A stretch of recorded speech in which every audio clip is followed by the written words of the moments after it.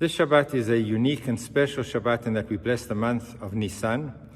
And the month of Nisan is associated with freedom, liberation, the festival of Pesach, the birth of our people. It is also Shabbat in which we read from two Torahs and very significant sections, very important to be in shul to listen to the Torah readings, particularly the Shabbat.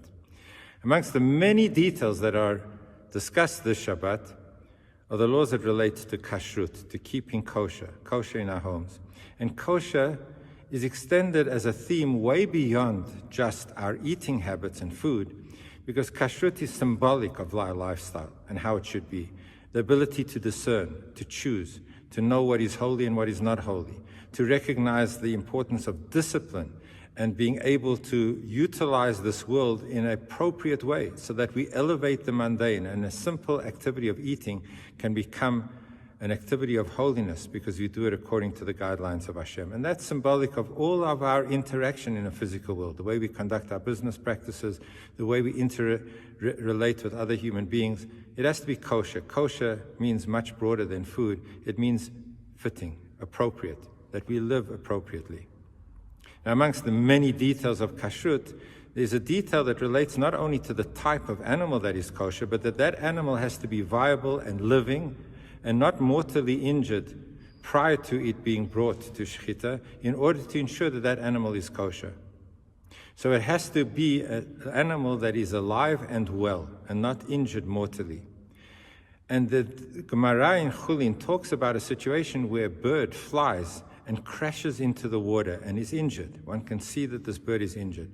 Is the injury of this bird so extensive that this bird is actually not really alive because it's mortally wounded? How do you test to see that this bird is still kosher because its injuries are not so extensive? And this is how the Gemara tells us that this bird is kosher. It says, Kivin sheshot maloi kamase, if it can swim the length of its own body, that means that it has strength, it has energy to be able to swim the length of its own being. That means that it is viable and alive and that it is not mortally injured. And then the Gemara qualifies it and says that that is only if it is swimming upstream, because if it's swimming with the tide, if it's going with the current, and it's merely bobbing along the water with the energy of the water itself, Hamaim hi mishisiu, the water has brought it from point A to point B. It isn't identifiable that it has got there on its own steam, and therefore it's a healthy animal. Now, it's very technical, but how do we apply this to our own lives? We all want to know, are we viable? Are we really alive? How do we test that we are alive? Pinch ourselves. Am I alive? And the Gemara is giving us the following test.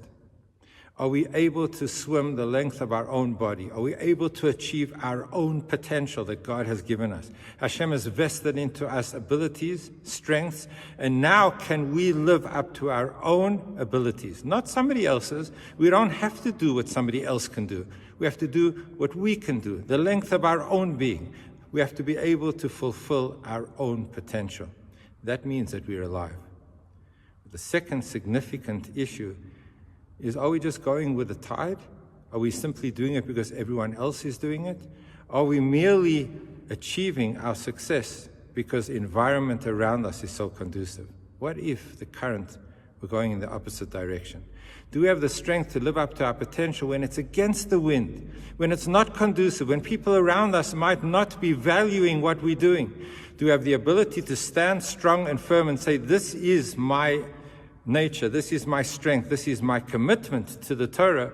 I don't only conform to the easy street of being able to be part of society around me.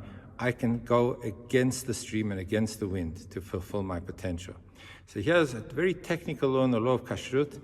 Take it out of its normal, simple context and let's apply it to our own lives. The definition of life is, can we achieve our own potential, our full potential, our own full potential, against the wind, when it's not necessarily what the world is doing around us? Then we know that we are viable and strong Jews, being able to live up to our true potential, even when there's a challenge to do so. May Hashem give us true strength and ability to live up to our own potential. Have a beautiful Shabbos.